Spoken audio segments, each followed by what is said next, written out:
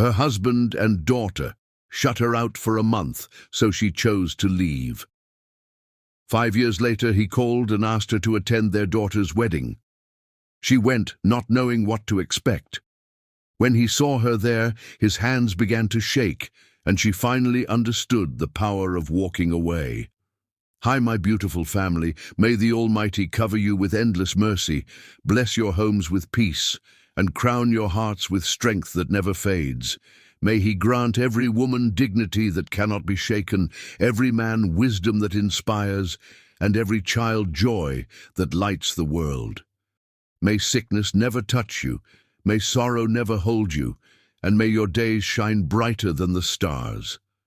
I pray for your health, your success, and your family's happiness, that your steps lead only to blessings and your nights bring you calm. May God lift you when you fall, guide you when you are uncertain, and hold you close in His love forever. If your heart is true, like the video, if your love is real, write, present with my brother, Mr. Peter. Every like, every comment is not just support. It is the heartbeat that keeps this family alive. There are wounds that bleed without blood, and deaths that happen while you're still breathing. Tara Wash was dying in a house full of people who no longer saw her. The morning began like all the others had for the past month. Tara stood at the kitchen counter, her dark hands moving with practiced efficiency as she cracked eggs into a bowl, whisked them until they turned pale yellow, and poured them into the heated pan. The sizzle filled the silence that had become her only companion in this house. Behind her, she heard footsteps on the stairs, heavy ones belonging to Niels, lighter ones belonging to Zinnia. She had been awake since before dawn, as she was every morning now. Sleep came in fragments, broken by the anxiety of wondering if today would be different. If today they would finally speak to her. If today the nightmare would end. But dawn had brought no answers, only the familiar routine of preparing food for people who would consume it without acknowledging the hands that made it. She set the table, as she always did. 3 plates, 3 forks, 3 glasses of juice. She arranged everything perfectly, the way Niels preferred, with the fork on the left and the knife blade facing inward. Her hands trembled slightly as she placed the last napkin, folded into a neat triangle. She had folded it 3 times before getting it right, her fingers clumsy with nerves and exhaustion. They entered the kitchen together, and Tara's heart clenched with a hope that died instantly. Niels walked past her as if she were a piece of furniture, his eyes scanning the room but never landing on her face. Zinnia followed, her phone already in her hand, her attention absorbed by the glowing screen. They sat down at the table and began eating the food Tara had prepared.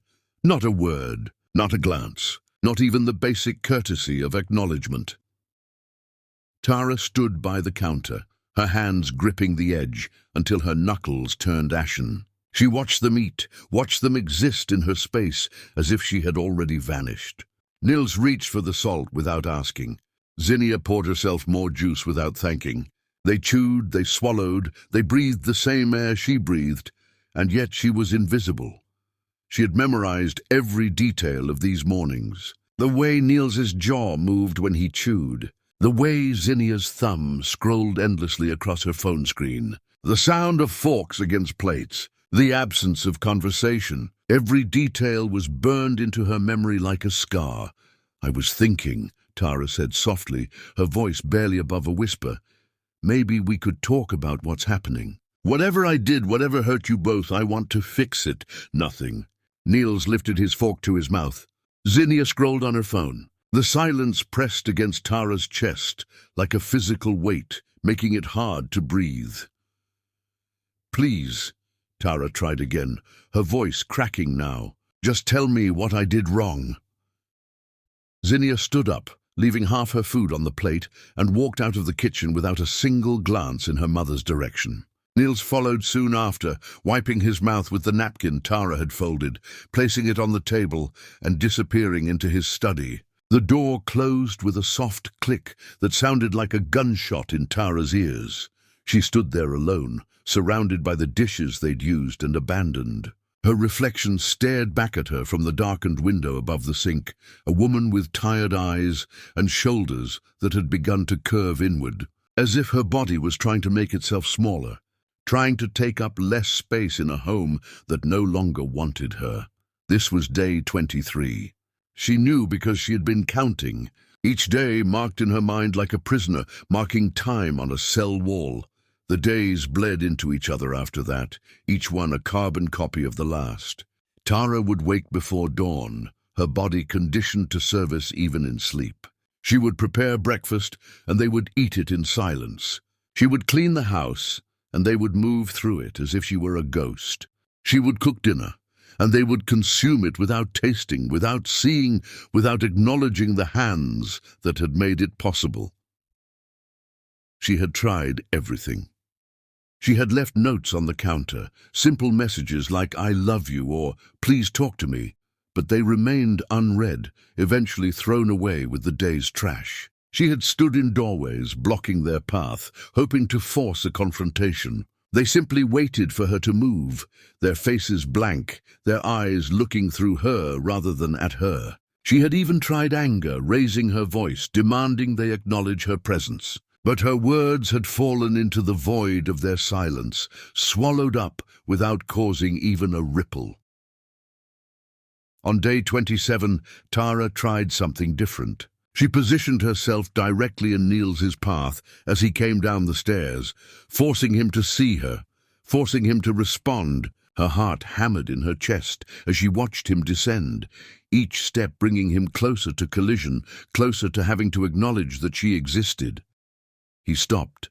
For a moment, hope flared in her chest. Maybe this was it. Maybe the spell would break. Maybe he would finally look at her, finally speak, finally remember that she was human. Then he stepped around her, his body angling to avoid even brushing against hers, and continued on his way. She might as well have been a coat rack. The deliberate nature of the avoidance, the way he moved his body to ensure no accidental contact, hurt more than outright cruelty would have. At least cruelty acknowledged existence. This was erasure. That night, Tara lay in the bed they used to share, the bed that was now hers alone. Through the walls, she could hear laughter. Niels and Zinnia were watching something together, their voices rising and falling in a rhythm of joy that excluded her entirely. They could laugh. They could speak. They could be human with each other, just not with her. She pressed her hands over her ears, trying to block out the sound, but it seeped through anyway. Each burst of laughter was a knife in her heart, reminding her that they had chosen this. They weren't incapable of warmth or connection or joy. They simply had decided she wasn't worthy of receiving any of it. Day 30 arrived, with rain tapping against the windows. Tara stood in the kitchen preparing their lunch when she heard them talking in the next room. She froze, her knife suspended over the cutting board, straining to hear their words. "We should go out tonight," Zinnia said, her voice bright and clear. The sound of it, her daughter's voice, which had been silent to her for so long, nearly brought Tara to her knees. "Where do you want to go?" Niels replied, warmth in his tone that Tara hadn't heard directed at her in forever. "Anywhere. Just the two of us." "Perfect. Just the two of us." Tara's hands stilled over the cutting board. "Just the two of us." The words drove themselves into her heart like nails. She had been erased. Not just ignored, not just overlooked, but completely removed from the equation of their lives. They were making plans, living their lives, existing in a world where she simply didn't matter. She walked to the doorway and stood there, watching them plan their evening together. They sat on the couch, comfortable and content, existing in a world that had no room for her. Tara cleared her throat. Neither of them turned. She cleared it again, louder this time, the sound harsh in the quiet room. Zinnia's eyes flickered toward her for a fraction of a second, just long enough for Tara to see something cold and deliberate in her daughter's gaze, before looking away again, as if Tara's presence was an interruption not worth addressing, as if she were background noise, easily dismissed, fundamentally unimportant. That look broke something in Tara that had been cracking for 30 days. It wasn't accidental. It wasn't unconscious. Zinnia had seen her, had made the choice to look away, had decided actively, deliberately, that her mother wasn't worth acknowledging. The cruelty wasn't passive. It was intentional, and that made it so much worse. Day 31 arrived with a sunrise that painted the sky in shades of amber and rose. Tara stood at the bedroom window and watched the world wake up. Somewhere in the house, Niels was showering. Somewhere else, Zinnia was probably still asleep, dreaming dreams that no longer included her mother. Tara turned from the window and looked at the room she had lived in for so many years. The walls she had painted, the curtains she had chosen, the pictures she had hung, none of it felt like hers anymore. It was all just set dressing in someone else's story. She moved to the closet and pulled out a small bag. She began folding clothes, selecting only what she truly needed. A few shirts, a few pairs of pants, undergarments, one pair of shoes. Everything fit into the single bag with room to spare. Her entire life compressed into something she could carry with one hand. From the dresser, she took the things that mattered. A photograph of her mother, long past. A journal she'd kept before she forgot how to write about her own feelings. A small wooden bird her father had carved for her when she was a child. These went into the bag too. She looked at the wedding ring on her finger. The gold band caught the morning light, glinting with false promises. She twisted it off, feeling the groove it had worn into her skin over the years, and held it in her palm. It was heavier than she remembered. Downstairs, she placed the ring on the kitchen counter, next to the coffee maker that would brew Niels's morning coffee, next to the spot where Zinnia always left her keys. Let them find it there. Let them understand that she had left willingly, that she had chosen to go, rather than beg for scraps of their attention. She did not leave a note. What was there to say? They had made their feelings clear through 31 days of perfect silence. Words would have been redundant. Tara picked up her bag, took one last look at the house she had built with her own hands and heart, and walked out the front door. The morning air was cool against her face. Birds sang in the trees lining the street. The world continued spinning, indifferent to her pain, and somehow that was comforting. She did not cry. She did not look back. She simply put one foot in front of the other and walked away from everything she had ever known, carrying nothing but her pride and a small bag of belongings. Behind her, the house remained silent. Inside, Niels and Zinnia would wake soon, would come downstairs expecting breakfast, would find an empty kitchen and a wedding ring glinting on the counter like an accusation, but Tara would be gone. Already disappearing into the future she would build alone. Chapter 2. The Taste of Freedom and Dust. Pride makes a bitter meal, but it's better than begging at a table where you're not wanted. The apartment smelled of industrial detergent and other people's lives. Tara stood in the center of the cramped studio, her small bag still clutched in her hand, and tried not to let the weight of her decision crush her. One room, that's all it was. One room with a narrow bed, a hot plate, and a bathroom so small you could touch both walls while sitting on the toilet. The walls were thin enough that she could hear conversations from neighboring apartments, the sounds of other lives being lived, arguments, laughter, crying babies, television shows playing too loud. This was what freedom looked like when you had nothing. This was what independence cost, when you walked away with only your dignity and a bag of clothes. Below her feet, the constant rumble of washing machines vibrated through the floorboards. The laundromat operated around the clock, and the rhythm of tumbling clothes would become the soundtrack to her new life. Thump, thump, thump, like a heartbeat that never stopped. Sometimes, late at night when she couldn't sleep, she would lie in bed and listen to that rhythm, finding strange comfort in its consistency. At least something in this new world was reliable. The landlady, Odalis Kempe, stood in the doorway, watching Tara with eyes that had seen too much and said too little. She was a small woman with silver hair pulled into a tight bun and hands gnarled from arthritis. Her face was weathered, lined with the kind of wrinkles that come from a hard life lived without complaint. She wore a faded house dress and slippers that had seen better days, but her eyes were sharp. "Missing nothing. Rent is due on the 1st, Odalis said. Her voice gravelly from years of cigarettes. She'd quit smoking a decade ago. "No exceptions. You seem like you're running from something, and I don't judge that. Lord knows I've run from things in my time. But if you can't pay, you're out. Understood?" "Understood," Tara replied, her voice steadier than her hands. She appreciated the directness, the lack of prying questions. Odalis wasn't going to ask what brought her here or where she came from. In this building, everyone had stories they didn't want to tell.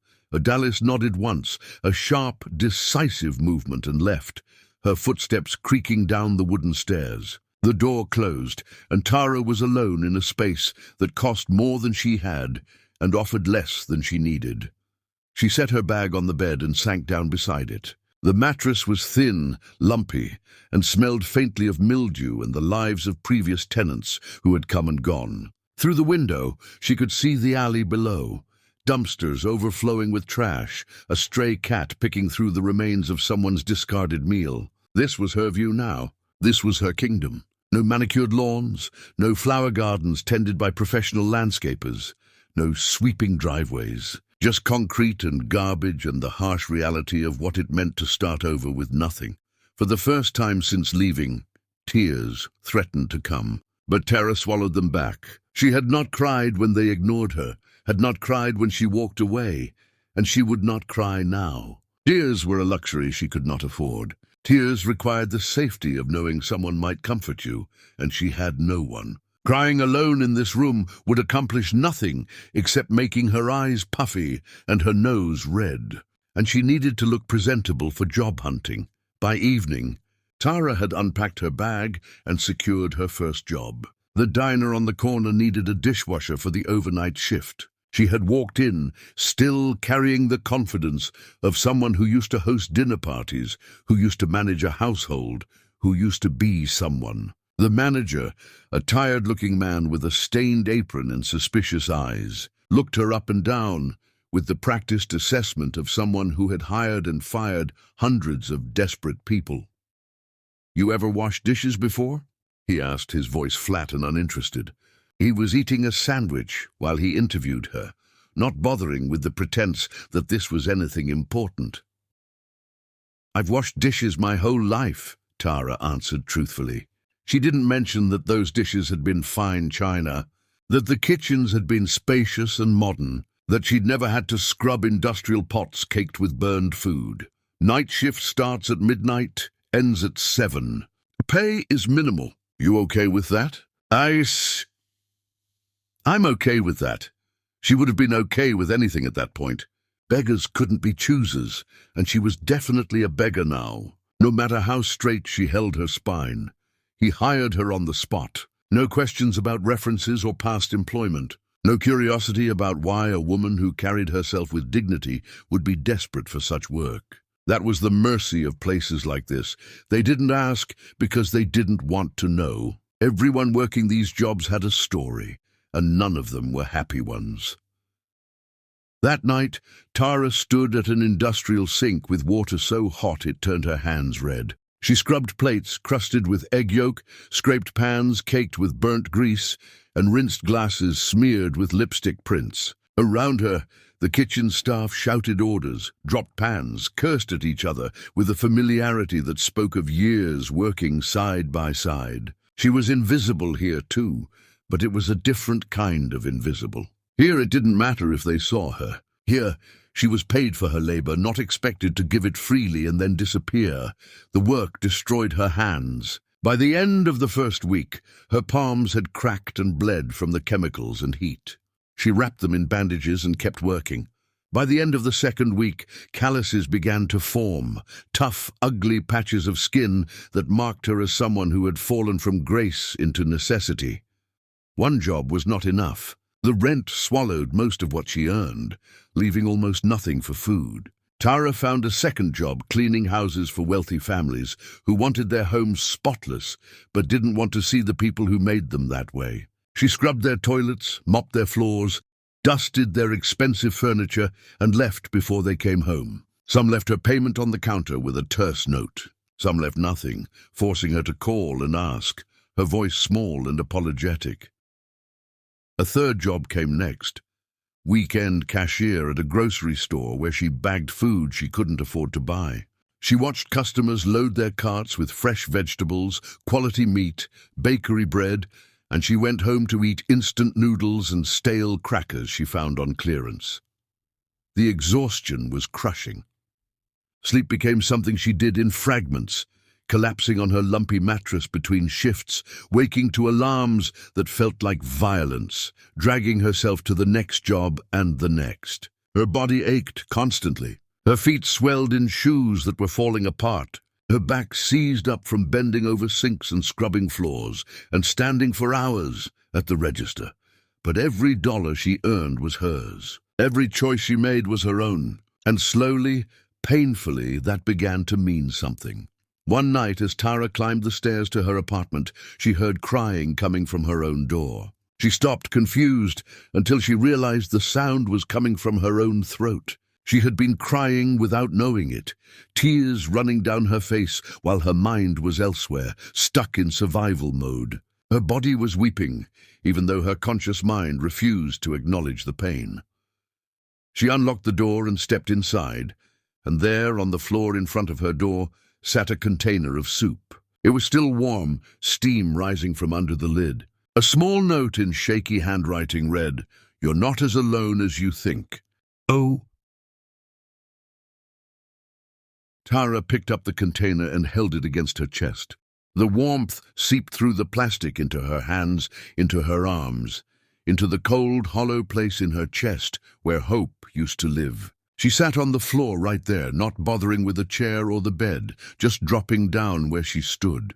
She opened the container with trembling fingers. The soup was simple, chicken broth with vegetables and noodles, but it tasted like kindness. It tasted like someone seeing her, acknowledging her existence, caring whether she lived or died. She ate it slowly, savoring every spoonful, tears still running down her face, but different now. Not tears of despair, but tears of gratitude. Someone had noticed her. Someone had thought about her. Someone had taken the time to make her food and bring it to her door. It was such a small gesture, but it felt enormous in its significance. When she finished, she did something she hadn't done in a long time. She smiled. Just a small one, barely a curve of her lips, but it was real. Her face felt strange, making the expression, muscles unused to the movement. But it was there. A genuine smile, not the fake ones she'd worn like armor during her marriage, but something true and unguarded.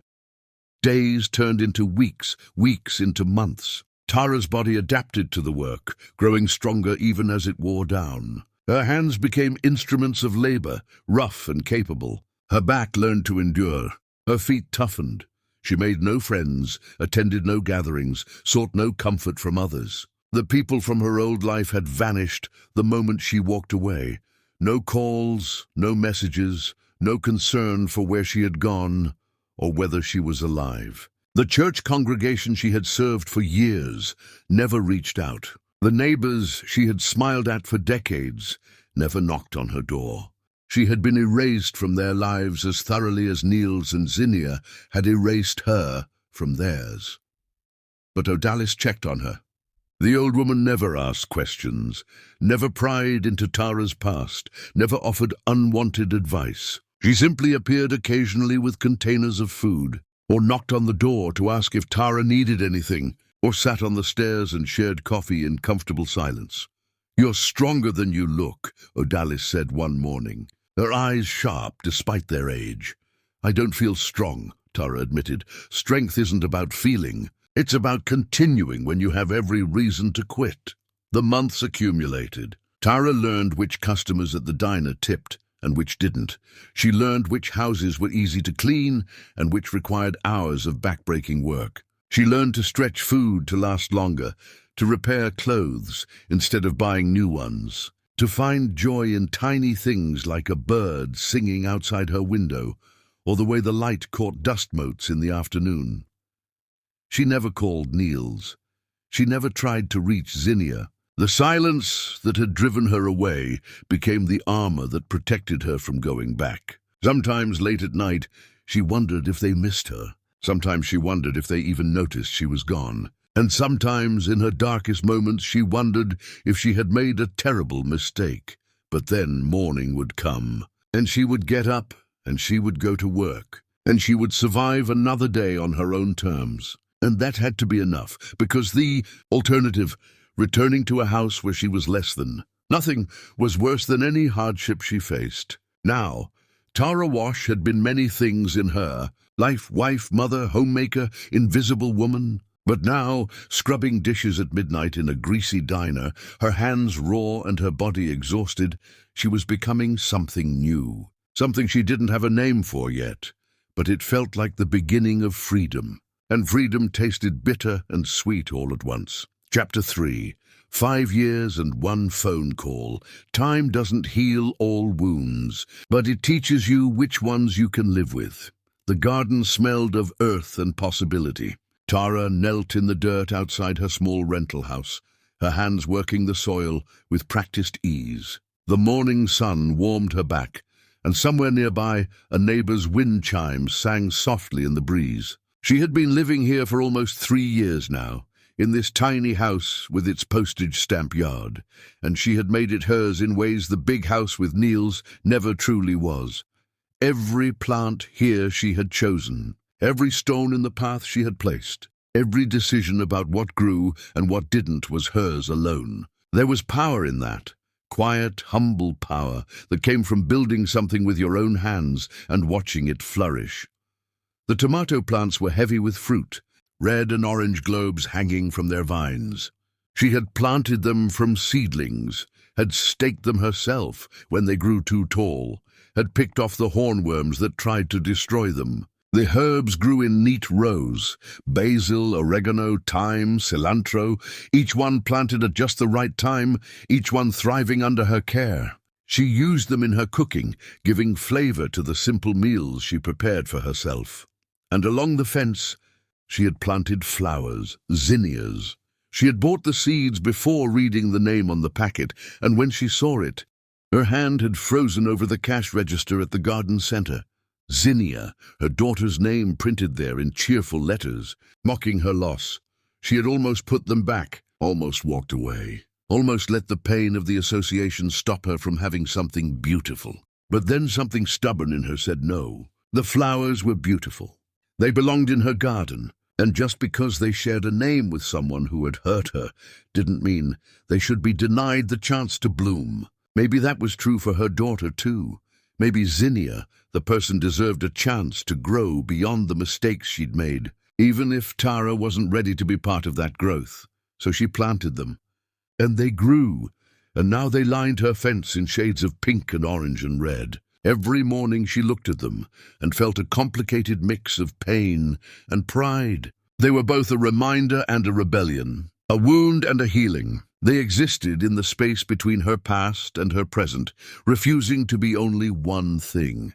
Tara had built a life here. Small, yes. Simple, certainly. But wholly hers in a way nothing had been before. She had graduated from the overnight diner shift to daytime work at a small cafe, where the owner, a kind woman named Liv Thorne, treated her employees like humans. Liv remembered birthdays, asked about her garden, gave her leftover pastries at the end of the day. It was nothing grand, but it was kindness. And Tara had learned to value kindness over everything else. She still cleaned houses, but fewer of them, and she had learned to say no to the ones that treated her poorly. The first time she had declined a job, a woman who followed her around criticizing every corner she cleaned, every dish she washed, she had felt powerful in a way she never had before. She didn't need anyone's mistreatment. She had choices now. The grocery store job was gone, replaced by occasional catering work that paid better and respected her time. She worked weddings sometimes, ironically enough, serving champagne and hors d'oeuvres to people celebrating love while her own marriage lay in ruins behind her. But she didn't mind. Their joy didn't diminish her pain, and watching people commit to each other didn't make her bitter. If anything, it reminded her that love could exist without cruelty. That partnership didn't have to mean erasure. She attended Reverend Thorne's church every Sunday, Liv's brother, as it turned out, and sang in the choir. Her voice had always been strong, but years of silence had made her forget that. Now, standing with the other singers, letting hymns pour from her throat, she remembered what it felt like to be heard, to have her presence acknowledged and welcomed. She had made a few acquaintances, not friends exactly. She held people at arm's length, afraid to let them close enough to hurt her, but people who smiled when they saw her, who asked how her week had been, who remembered small details about her life. It was enough. Odalis had passed away the previous winter, quietly in her sleep. Tara had found her, had called the authorities, had sat with the old woman's body until they arrived. At the small funeral, Tara learned she had been one of the few people Odalis had truly cared about. The old woman had left her a small inheritance, just enough for a down payment on this little house. Use it to put down roots, the note had said. You've been flying long enough. So Tara had found this place, signed the lease, and planted her garden. Roots. She was growing them, slowly but surely. She never called Niels. He never called her. The divorce had been processed through lawyers, cold and businesslike, splitting assets she no longer cared about. She took nothing but what she had earned on her own and walked away from the rest. Let him keep the big house, the expensive furniture, the life they had built together. She wanted none of it. Those things carried too much weight, too many memories of the woman she used to be, the woman who had been diminished and dismissed until she nearly disappeared. Zinnia had never reached out, not once in 5 years. No call, no letter, no apology, no birthday card, no holiday message, no accidental text meant for someone else that might have opened a door. The silence from her daughter was complete and absolute, as if Tara had died the day she walked out. That silence hurt more than anything Niels had done. A husband could disappoint you. You entered that relationship as an adult, with some understanding that people could fail each other. But a daughter, that was a wound that went bone deep. That was a betrayal that cut through every layer of protection Tara had built around her heart. Tara had made peace with it, or told herself she had. Some nights she still lay awake wondering what Zinnia looked like now, whether she was happy, whether she ever thought about the mother she had discarded like unwanted furniture. Did she feel guilt? Did she feel anything at all? Or had she simply moved on, convinced herself that Tara had been the problem, rewritten history to make herself the victim instead of the perpetrator? But those nights came less frequently now. The ache had dulled to a throb she could ignore most days. She had learned to live with the absence, the way you learn to live with a missing limb, always aware of what should be there, but functional nonetheless. She was repotting geraniums when her phone rang. The sound startled her. Not many people called her. Liv occasionally, to ask if she could take an extra shift. The woman whose house she cleaned on Thursdays, to confirm the appointment. But it was early afternoon, and neither of them would call now. Tara wiped her hands on her jeans and pulled the phone from her pocket. The number on the screen made her breath catch in her throat. She knew that number. She had deleted it from her contacts years ago, but the digits were burned into her memory. Niels.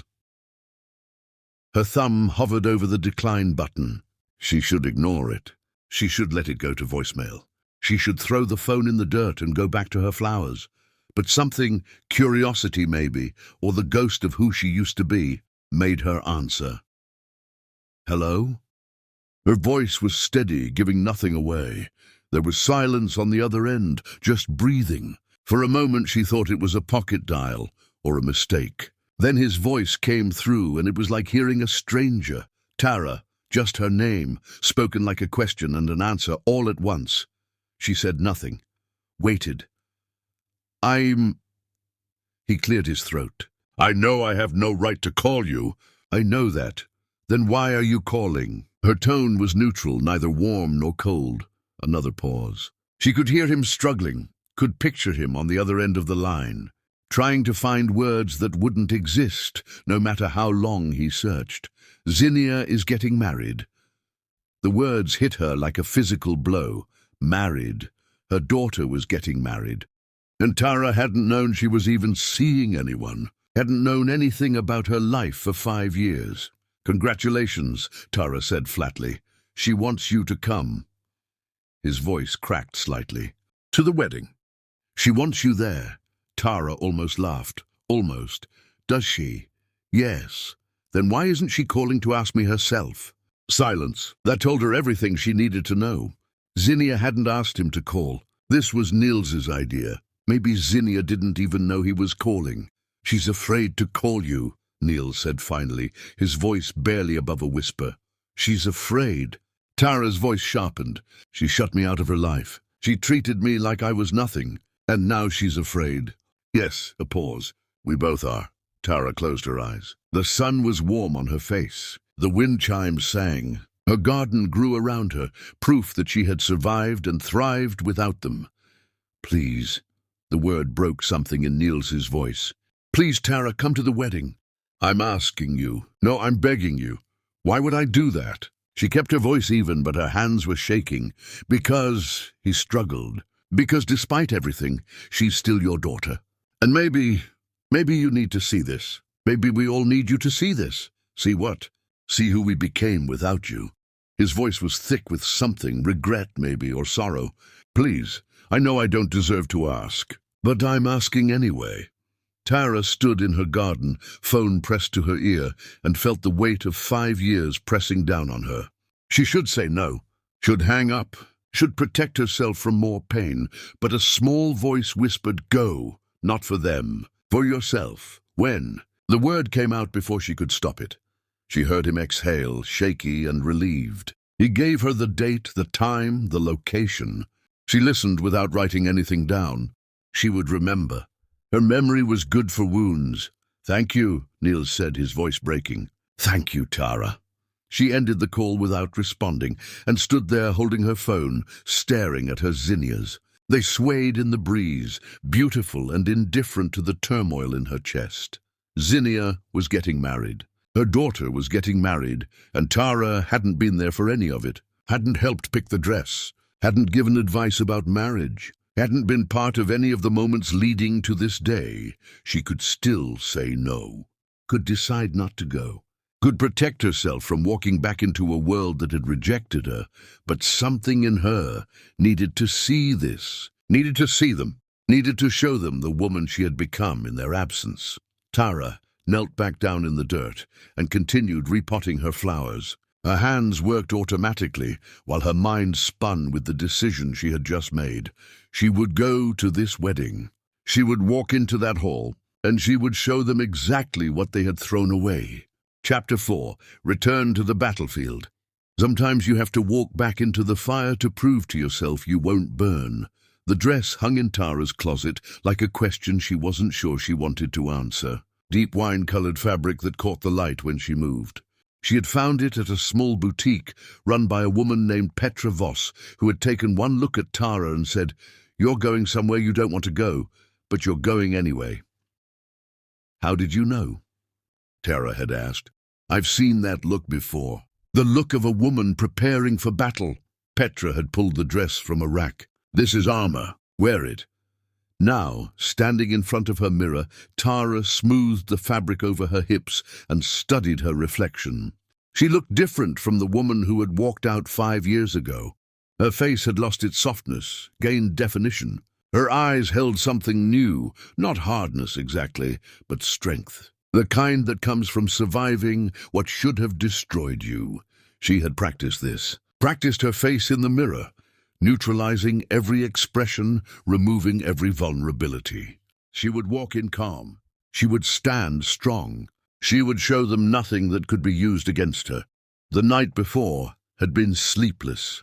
Tara had lain in bed staring at the ceiling, running through scenarios in her mind. What would she say if Niels spoke to her? How would she react if Zinnia approached? Should she stay for the whole ceremony or leave after showing her face? By dawn, she had decided, she would let them make the first move. She would simply exist, and her existence alone would be enough. The drive to the venue felt both endless and too short. Tara's hands gripped the steering wheel of her modest car, nothing like the luxury vehicles Niels favored, but it was paid for, and it was hers. As she pulled into the circular drive of the Grandview estate, she felt her stomach tighten. The venue was magnificent. Rolling gardens stretched in every direction, perfectly manicured. The main building was all glass and white stone, elegant and expensive. Luxury she had once lived in, now foreign as a dream. Cars were parked in neat rows, expensive models shining in the afternoon light. This was Niels's world. She had almost forgotten what it looked like. Tara parked far from the entrance, needing a moment to breathe before walking in. Through the car window she watched people arriving. Women in cocktail dresses and men in tailored suits. Laughter floated on the air. Everyone looked comfortable, like they belonged. She almost turned around, almost started the car and drove away. But then she remembered 5 years of scrubbing floors, 5 years of eating meals alone, 5 years of silence from people who should have loved her. She had not survived all of that to run away now. Tara stepped out of the car. The dress moved with her, the fabric whispering against her skin. She had worn simple jewelry, small earrings, no necklace, no rings. She needed no adornment. The dress was enough. Her presence would be enough. As she walked toward the entrance, she noticed people watching her. A woman in a blue dress nudged her companion and whispered something. A man in a grey suit did a double-take. Tara kept her face neutral, her steps measured and calm. Near the entrance, she saw a cluster of people she recognized. Niels's colleagues, people she had hosted dinners for, had made small talk with at parties, had smiled at for years. When they saw her approaching, their conversation stopped. One of them, a woman named Embla Lund with sharp eyes and sharper suits, stared openly. "Tara," Embla said, disbelief in her voice. "Is that—" "It is you." Tara gave a slight nod. "Hello, Embla. I didn't know you were—" Embla trailed off, unsure how to finish that sentence. "Here?" Tara supplied. "I was invited." The others exchanged glances. Tara could see the questions in their eyes, the gossip already forming on their tongues. Let them wonder, let them whisper. She had nothing to hide and nothing to prove. She moved past them and into the entrance hall. Crystal chandeliers hung from vaulted ceilings, casting prismatic light across marble floors. Flowers, thousands of them in shades of white and cream, were arranged in towering displays. Everything was perfect, orchestrated, expensive. More heads turned as she entered, more whispers. She heard fragments of conversations, thought she was gone, never expected to see. Her looks different. Lucinda walked away with nothing. Tara let their words wash over her without touching her. She had learned to live with talk, with judgment, with the weight of other people's opinions. They could say what they wanted. She was here for herself, not for them. The main hall opened before her, rows of chairs set up facing an altar decorated with more flowers. Guests were beginning to find their seats. Tara stood at the back, uncertain where to go, unwilling to draw more attention by asking. Then she saw movement at the front of the hall. Her figure turning. Niels. Even from a distance she could see him clearly. His hair was different, grey at the temples, less of it than before. His face had new lines carved deep around his mouth and eyes. He wore an expensive suit, perfectly tailored, but somehow he looked smaller than she remembered, as if the years had taken something from him that money couldn't replace. Their eyes met across the length of the hall. The distance between them felt like miles and inches all at once. She watched him freeze, watched his face drain of color like someone had pulled a plug. His hand, holding a glass of champagne, began to tremble. Small shakes at first, barely noticeable, then violent tremors that made the liquid slosh dangerously close to the rim. Tara didn't move, didn't smile, didn't frown. She simply stood there, holding his gaze with the calm strength she had practiced in her mirror, and let him see what she had become without him. The glass slipped from his fingers. The sound of crystal shattering against marble echoed through the hall like a gunshot. Champagne spread across the floor in a golden puddle, shards of glass glittering like diamonds. Every conversation stopped. Every head turned, and in the sudden silence, Tara Wash stood at the back of the hall, draped in her wine-colored dress, and watched Niels Jensen fall apart at the sight of her. Someone whispered, loud enough for Tara to hear, "She's here. The wife who walked away is here." The words rippled through the crowd. Recognition, curiosity, judgment, vindication. Tara lifted her chin and walked further into the Altu. The battlefield had been joined. Chapter 5, The Shattering Power Isn't Loud. Power is the sound of someone breathing steadily while the world around them falls apart. The shattered glass caught the light like scattered stars on the marble floor. Niels Jensen stood in the center of the chaos, his hands still extended as if the champagne flute might reappear if he wished hard enough. Around him, guests had fallen silent, the kind of silence that happens when everyone is holding their breath at once. Tara remained where she was, still as stone. She had not planned this moment, but now that it was happening, she understood its power. She had simply walked into a room, and a man had come undone. Not with words, not with actions, simply with existence. Her presence alone had been enough to shatter his carefully constructed composure. She could see him trembling from where she stood, could see the way his chest rose and fell too rapidly, breath coming in shallow gasps like a drowning man. Could see the color draining from his face, leaving him pale and ghostly in the soft lighting of the chandelier above. He looked like a man seeing his own death, or perhaps his own judgment, walking toward him in a wine-colored dress. A young server rushed forward with towels to clean up the mess, apologizing unnecessarily. His hands shook as he collected the shards of broken crystal, casting nervous glances at Niels, at Tara, at the frozen guests surrounding them. The poor boy probably had no idea what he had walked into, what drama was unfolding around his minimum-wage job.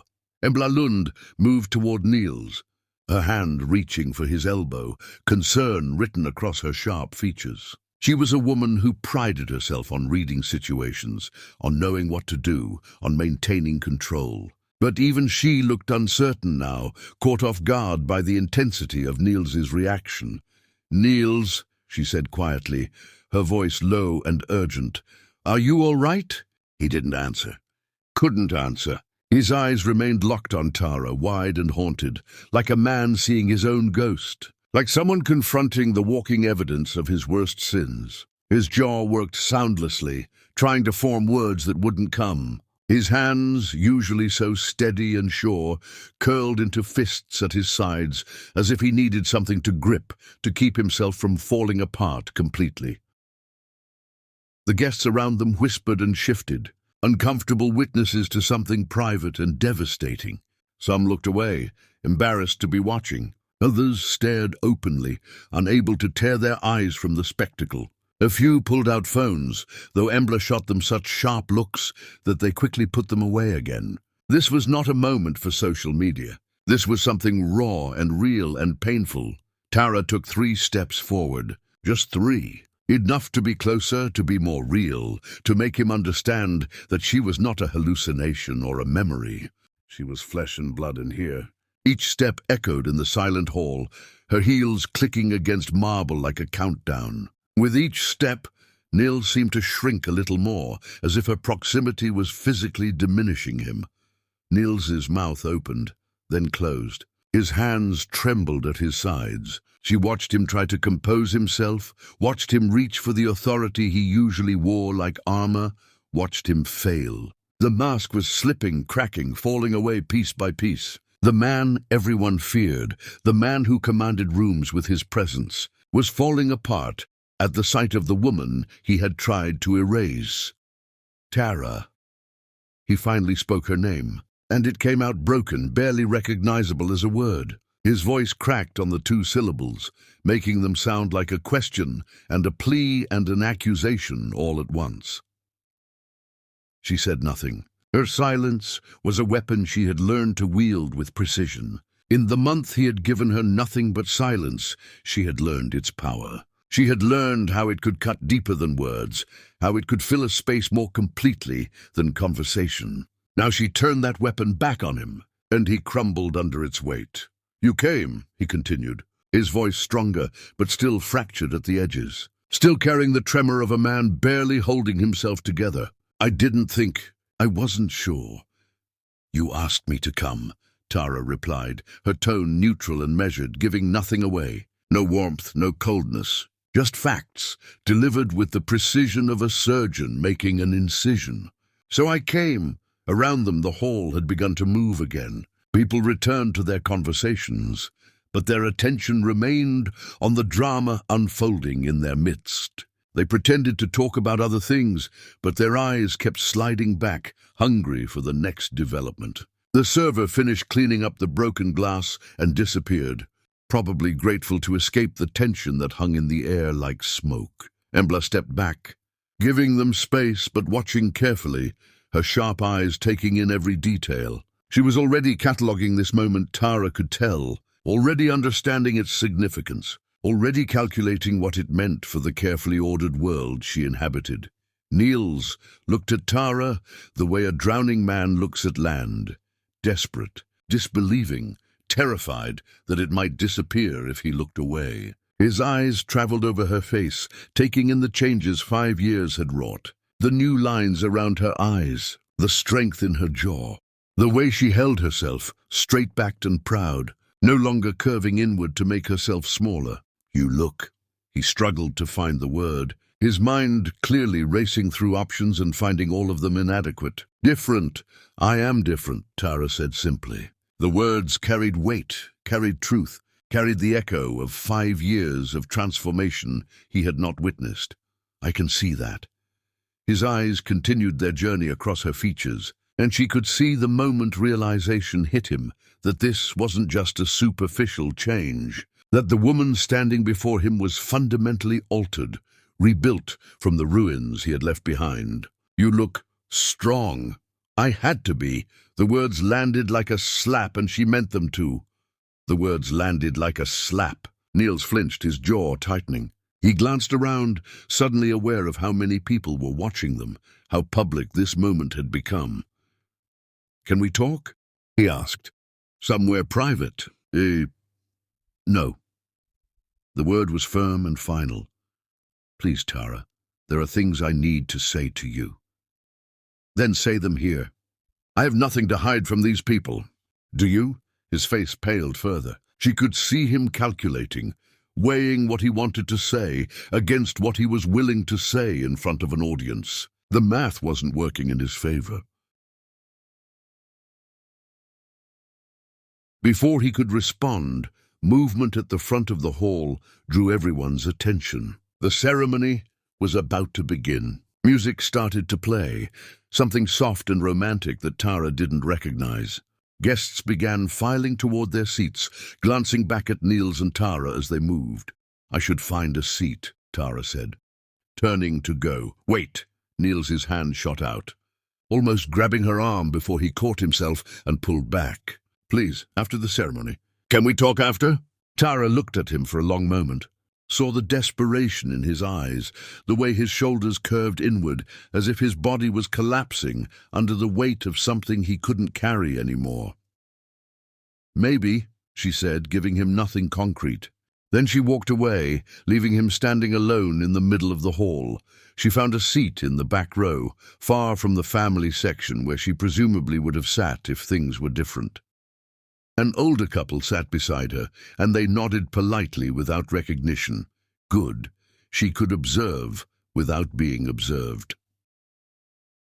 The hall filled quickly. Tara watched people take their seats, watched the wedding party assemble at the front. Bridesmaids in pale pink dresses, groomsmen in charcoal grey suits. Everyone was beautiful and nervous and excited.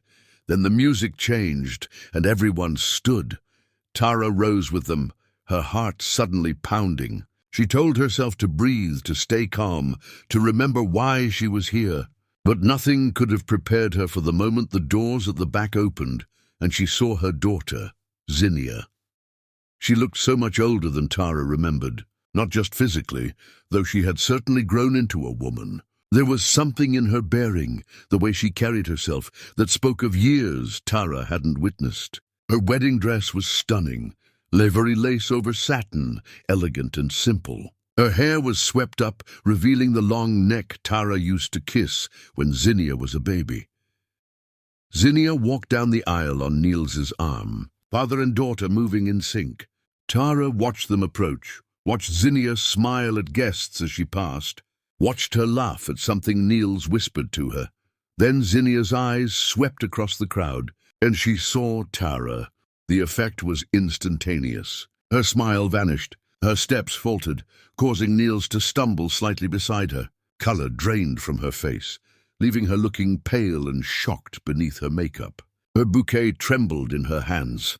Tara held her daughter's gaze, saw recognition, saw shock, saw something that might have been guilt or fear or both.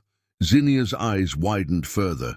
Her mouth opened in a small O of surprise. She stopped walking entirely, frozen in the middle of the aisle, guests on both sides staring at her with confusion. Niels tugged gently on her arm, trying to get her to continue. "Zinnia," he whispered urgently, "keep moving!" But Zinnia couldn't move. She stood rooted to the spot, staring at her mother as if seeing something impossible, as if the dead had risen, as if the past had walked through the door and was now sitting in the back row, watching her get married. The music continued to play.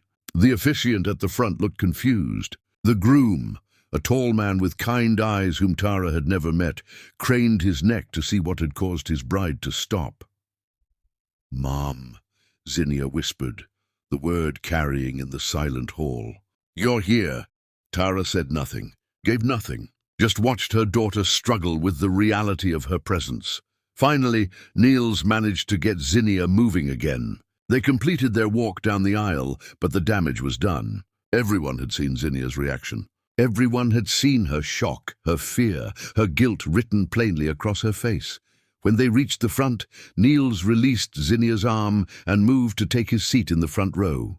But his legs wouldn't cooperate. He swayed slightly, caught himself on the edge of a chair, and sank down with none of his usual grace.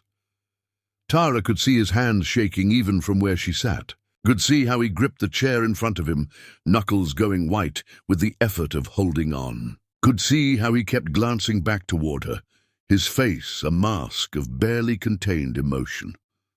The ceremony began, but no one was paying attention. All eyes kept sliding toward the back row, toward Tara, toward the woman whose mere presence had shattered the carefully constructed peace of this celebration.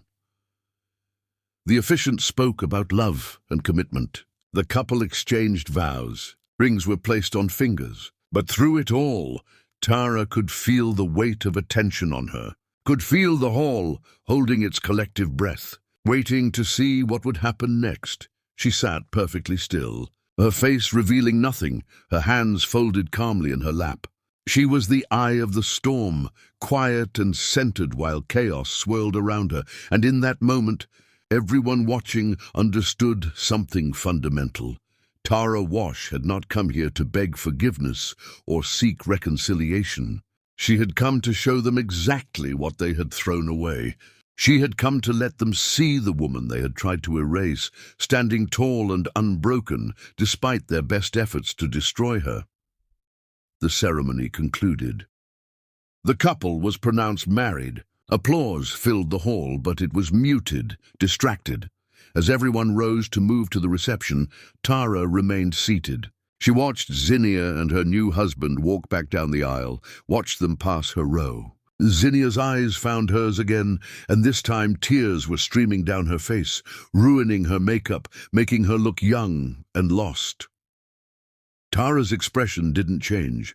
She simply watched her daughter walk past, watched her disappear through the doors, watched the moment slip away. Only then did she stand. Only then did she take a breath that felt like it reached her lungs. Only then did she allow herself to feel the earthquake of what had just happened, but her face showed none of it. To everyone watching, Tara Wash looked untouchable, unshakable, victorious, and that, more than anything else, was the power she had come to demonstrate. Chapter 6. The ceremony stops. Some arrivals are louder than any announcement, and some silences scream louder than words. The reception hall was a marvel of wealth and taste. Tables draped in cream linens, centerpieces of roses and orchids, chandeliers casting warm light over everything. A string quartet played softly in the corner, while servers in crisp uniforms moved between guests with trays of champagne and delicate appetizers. Everything was coordinated, elegant, expensive. This was the kind of event that took months to plan and cost more than most people made in a year.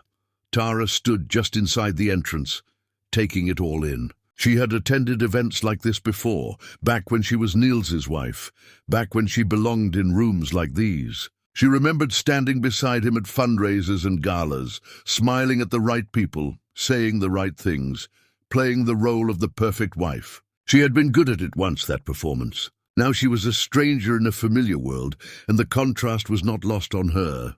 She could see the difference in how people looked at her, not as an equal, but as a curiosity, a disruption, something that didn't quite fit. People filed in around her, chatting and laughing, moving toward their assigned tables. Their conversations were light, superficial, comments about the weather, the venue, how beautiful the bride looked. No one mentioned the shattered champagne glass or Niels's breakdown. They were pretending it hadn't happened, or at least pretending they hadn't noticed, even though everyone had seen it. That was how people like this operated, acknowledged nothing uncomfortable, maintained the illusion of perfection.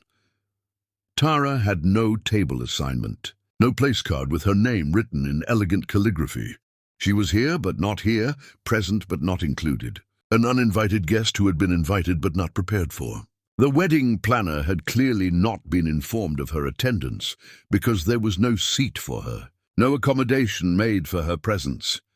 She found herself moving toward the edges of the room, where she could observe without being observed. A server offered her champagne. She took it but didn't drink, needing something to do with her hands. The glass was cool against her palm, the bubbles rising steadily toward the surface, beautiful and temporary, like so many things in life.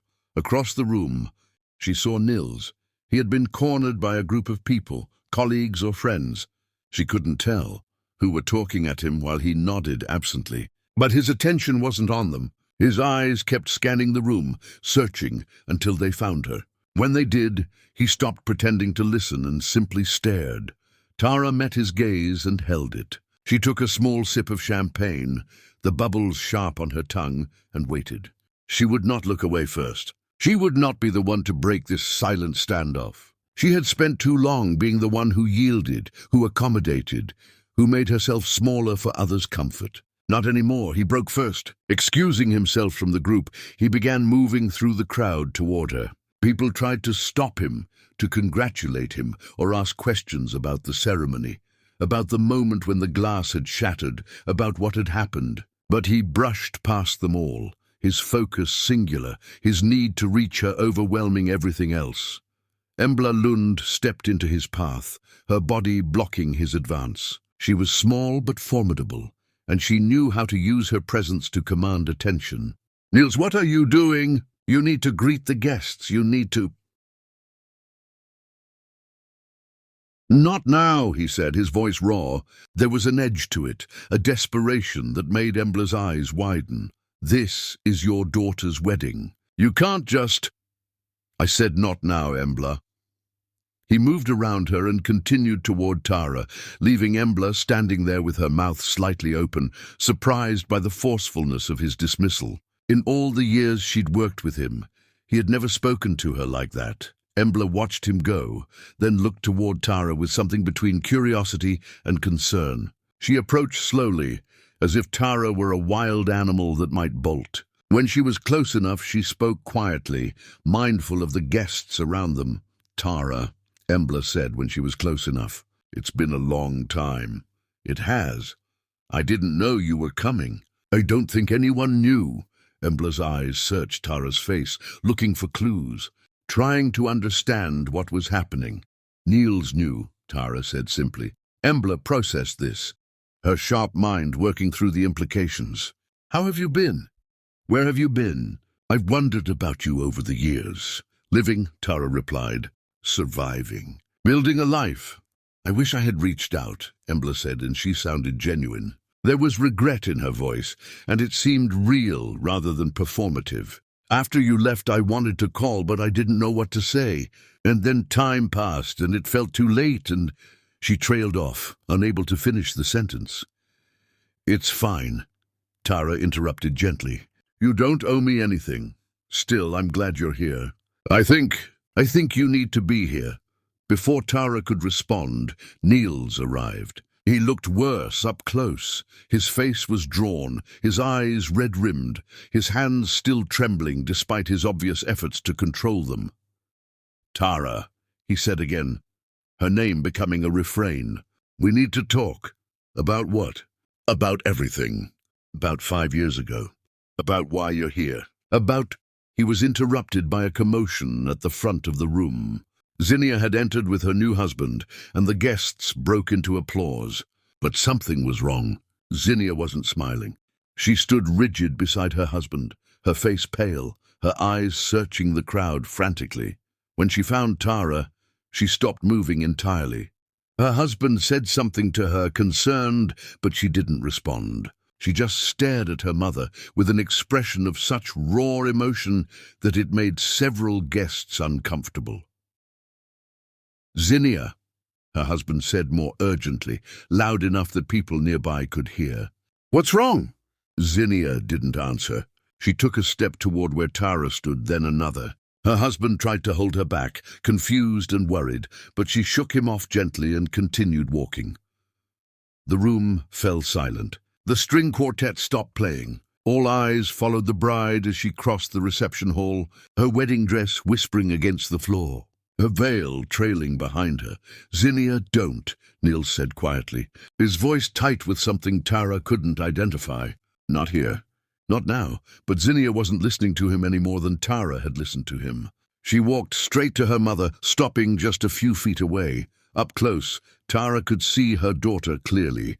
The woman Zinnia had become. There were lines around her eyes that hadn't been there before. Her jaw was set in a way that reminded Tara painfully of herself. But her eyes were swimming with tears that threatened to spill over at any moment.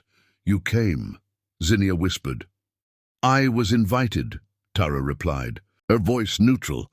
I didn't think you would. I didn't think... Zinnia's voice broke. I didn't think I'd ever see you again. Then why didn't you call? Why didn't you reach out? The questions hung between them, unanswerable and accusatory all at once. Zinnia's face crumpled. A tear escaped, running down her cheek and smudging her makeup. I was ashamed, Zinnia said, her voice barely audible. I was so ashamed of what I did, of what we did. And the longer I waited, the worse it got until I couldn't. I couldn't face you. Tara said nothing. Her face remained impassive, giving her daughter nothing to work with, no indication of whether this confession was enough or too little too late. Please, Zinnia said, her voice rising slightly. Please say something, yell at me. Tell me you hate me, anything. I don't hate you, Tara said quietly. Then what? What do you feel? Tara considered the question carefully. I feel like a woman who learned to live without you, and I'm not sure there's room to go back. The words hit Zinnia like a physical blow. She swayed on her feet, her hand coming up to her mouth to stifle a sob. Behind her, her husband rushed forward, concern written all over his face. Zinnia, he said, putting his arm around her. Come on, let's go somewhere private. You don't have to do this here. Yes, I do, Zinnia said through her tears. I have to do this here, in front of everyone, because I did this to her in front of no one. I raised her in private. I owe her this. She turned to face the room full of guests, all watching with rapt attention. Her voice rose, strong despite the tears. This is my mother, Zinnia announced. Tara Wash, the woman who raised me, who loved me, who gave everything to our family. And 5 years ago, my father and I shut her out of our lives for a month. We didn't speak to her. We didn't look at her. We treated her like she was invisible. And when she couldn't take it anymore and left, I didn't call. I didn't apologize. I let her disappear and told myself it was her fault. Gasps rippled through the crowd. People shifted uncomfortably. Embla had gone pale. Neil stood frozen, his face a mask of anguish. I was young and stupid and cruel, Zinnia continued, her voice breaking but persisting. I followed my father's lead because it was easier than standing up for what was right. And I lost her. I lost the best person in my life because I was a coward. She turned back to Tara, dropping to her knees in her wedding dress, the white fabric pooling around her on the floor. "Mom," she sobbed, "I'm so sorry. I'm so sorry. I was blind. I was selfish. I hurt you in ways I can't even begin to understand. And I know sorry isn't enough. I know it doesn't fix anything. But please," her voice broke completely, "please don't leave me again. I can't lose you again. It's been killing me for 5 years. The room was silent except for Zinnia's crying. Her husband stood beside her looking helpless. Nils had sunk into a nearby chair, his head in his hands. And Tara stood there, looking down at her daughter kneeling before her, and felt something crack in the armor she had built around her heart. Chapter 7, The First Confession. The proud fall harder than the humble because they have so much farther to drop. Tara's hands moved before her mind could stop them. She reached down and touched Zinnia's face, her fingers gentle against tear-stained cheeks. The contact sent a shock through both of them, the first touch between mother and daughter in 5 years. "Get up," Tara said softly. "Don't kneel to me. I deserve to kneel," Zinnia sobbed. "I deserve worse than kneeling. Maybe you do, but I don't want to see you like this." Tara's voice was firm. "Get up, Zinnia." Zinnia rose slowly, unsteadily, and Tara could see every emotion written across her daughter's face. Shame, guilt, hope, fear, love, all of it tangled together in a mess that no words could untangle. "I can't forgive you today," Tara said quietly, honestly. "I don't know if I can ever forgive you. What you did, what you both did." She glanced at Niels, who looked up at her with haunted eyes. "It broke something in me that took a long time to repair. And I'm not sure I want to break it again by letting you back in." Zinnia's face crumpled, but she nodded. "I understand. But," Tara continued, and she felt the weight of the word, "you're my daughter. And that means something, even when I wish it didn't. So I'm here. I came, I showed up, and maybe that's all I can give you right now." "It's more than I deserve," Zinnia whispered. "Yes, it is." The honesty of it made several guests gasp. But Tara wasn't here to be polite or to smooth things over. She was here to tell the truth, and the truth was complicated and painful and didn't fit into neat boxes.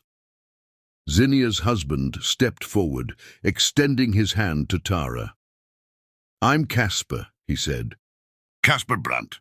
I've heard almost nothing about you, which I now understand was intentional." He shot a look at Zinnia. "But I'm glad you're here. I think Zinnia needs this, even if it's painful." Tara shook his hand. He seemed kind, seemed genuine. She hoped he was. Zinnia would need someone steady to help her through what was coming. "Congratulations on your marriage," Tara said formally. "Thank you."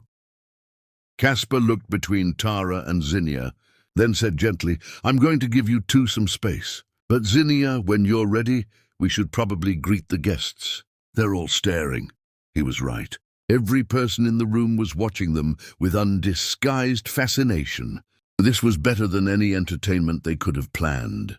Casper squeezed Zinnia's hand and moved away, though he kept glancing back with concern. Zinnia wiped at her face, smearing makeup further, making her look younger and more vulnerable. "I ruined my wedding," she said with a broken laugh. "No," Tara said. "You told the truth at your wedding. That's different, is it?" "Yes." They stood in silence for a moment, neither knowing what to say next. The string quartet had started playing again, trying to restore some normalcy to the evening. Servers resumed offering champagne. People began talking in low voices, though their eyes kept returning to Tara and Zinnia. "Will you stay?" Zinnia asked. "For the reception? Or are you going to leave?" Tara considered this. Every instinct told her to go, to not push her luck, to get out before things got worse. But another part of her, the part that had driven her to come in the first place, wanted to stay, wanted to see this through, I'll stay for a while, Tara said. Relief washed over Zinnia's face. Thank you. Thank you. Before either could say more, Niels approached. He walked slowly, like a man approaching a ledge, unsure if the ground would hold. When he reached them, he looked between Tara and Zinnia with an expression of such profound pain that it was almost hard to look at. Zinnia, he said, his voice rough, go be with your husband. Your mother and I need to talk. Zinnia looked at Tara, silently asking permission. Tara gave a small nod, and Zinnia left reluctantly, glancing back multiple times as she walked away. Niels and Tara stood facing each other. The last time they had been alone together, she had been packing her bag while he slept. The last time they had spoken, he had ignored her. Now 5 years later, they were strangers wearing the faces of people who used to know each other. I destroyed you, Niels said, his voice breaking on the words. I know that. I've known it every day for 5 years. Then why didn't you reach out? Tara asked. Why didn't you apologize? Because I'm a coward, he said simply. Because I was ashamed. Because I convinced myself you were better off without me. Because, he swallowed hard. Because I didn't want to face what I had done. And now? Now I don't have a choice. You're here. You're real. You're standing in front of me, and I can't pretend anymore. His hands were shaking again. Tara, I was wrong. About everything. I was cruel and cold, and I let my pride destroy the best thing in my life. I'm not a thing, Tara said sharply. I'm a person. A human being with feelings and worth. And you treated me like furniture. I know. God, I know. He ran his hands through his hair, making it stand up wildly. I don't have an excuse. I was angry about something stupid. I don't even remember what anymore. And I decided to punish you by shutting you out. And Zinnia followed my lead because she was young and she looked up to me. And his voice broke. I poisoned my own daughter against her mother. What kind of man does that? The kind of man you were, Tara said evenly. The kind of man I still am, he corrected. Don't think I've changed, Tara. Don't give me that much credit. I'm still that same selfish, prideful man. The only difference is now I see it clearly. Then what do you want from me? He looked at her with such intensity it was almost painful. I want you to forgive me. I want to go back and undo everything. I want to wake up from the nightmare I've been living for 5 years. He stopped, took a breath. I want things I have no right to want. Like what? Like you. I want you back. I want my wife back. I want the woman who made our house a home. I want the person I threw away like garbage. Tears were streaming down his face now, not hidden or controlled. I need you, Tara. I've needed you every day since you left, and I was too proud to admit it until now. Tara looked at him, really looked at him, and saw a broken man. Not broken by circumstance or bad luck, but broken by his own choices. Broken by the weight of consequences he had never expected to face. I'm not that woman anymore, she said quietly. The woman you knew, the one who would have forgiven you, who would have come back, who would have done anything to save her family, she doesn't exist anymore. You killed her when you shut her out. Then who are you? He asked desperately. I'm the woman who learned to live without you. I'm the woman who scrubbed floors at midnight and planted gardens in the morning. I'm the woman who rebuilt herself from nothing. And that woman doesn't need you, Niels. She doesn't need anyone. The words landed like hammer blows. Niels staggered slightly, reaching for the back of a nearby chair to steady himself. His face had gone grey, his breathing shallow. Please, he whispered. Please don't say that. Please don't tell me it's too late. Why should I give you what you never gave me? Tara asked. You want me to make this easier for you? To comfort you, to tell you it's okay. I begged for one word from you for 31 days and got nothing. Now you beg for forgiveness and expect me to give it freely? No, he said. I don't expect anything. I have no right to expect anything. But I'm asking anyway, because I can't live with this anymore. I can't carry this weight anymore. It's killing me, Tara. The guilt, the regret, the knowledge of what I destroyed, it's eating me alive. Good, Tara said coldly. Let it eat you. Let it consume you the way your silence consumed me. Maybe then you'll understand what you did. His knees buckled. She saw it happening in slow motion, the way his legs simply stopped supporting his weight, the way his body folded in on itself. He dropped to his knees in front of her, hands hitting the floor, head bowed. Around them, guests gasped. People moved forward to help, but Embla held them back with a sharp gesture. This moment belonged to Niels and Tara alone, however public it had become. "I'm begging you," Niels said, his voice muffled by his position. "I'm on my knees in front of everyone, begging you.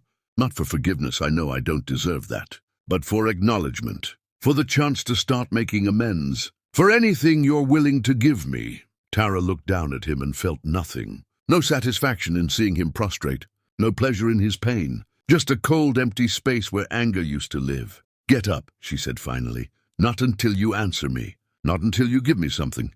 Then you'll be down there a long time." She turned and walked away, leaving him kneeling on the floor, his shoulders shaking with sobs that came from somewhere deep and primal. Behind her she heard gasps, heard whispers, heard someone say, "I've never seen him cry, never, not in 20 years. But Tara didn't look back. She had given them enough. Now they would have to live with what they had done, the same way she had lived with it for 5 years. The only difference was, she had survived it. She wasn't sure they would. Chapter 8. The Fall of the Mighty. There's a special kind of humiliation reserved for powerful men who realize too late what they've lost. Tara moved through the reception like a ghost, present but untouchable. She found herself near the windows overlooking the estate gardens, needing air and space and distance from the drama unfolding behind her. Through the glass, she could see flowers swaying in the evening breeze, manicured hedges casting long shadows in the fading light. The garden was beautiful, perfectly maintained, every leaf and petal in its proper place. It reminded her of the life she used to live, ordered, controlled, suffocating. She pressed her hand against the cool window and took a breath that actually reached her lungs. The glass was cold against her palm, grounding her, reminding her that she was real, that this was happening, that she had survived long enough to stand here. Behind her, she could hear the murmur of conversation, the clink of glasses, the nervous laughter of people trying to pretend they hadn't just witnessed something profound and terrible. The reception was attempting to return to normal, but normal had been shattered along with that champagne flute. And everyone knew it. "You're stronger than I expected," a voice said beside her. Tara turned to find Embla standing there, holding 2 glasses of champagne. She offered one to Tara, who took it more out of politeness than desire. The bubbles rose in the glass, catching the light, beautiful and ephemeral. "Strong enough to walk away," Tara replied. "Again, is that what you're going to do, walk away?" "I haven't decided yet."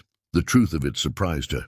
She had come here planning to make an appearance and leave, to show them what they had lost and disappear again.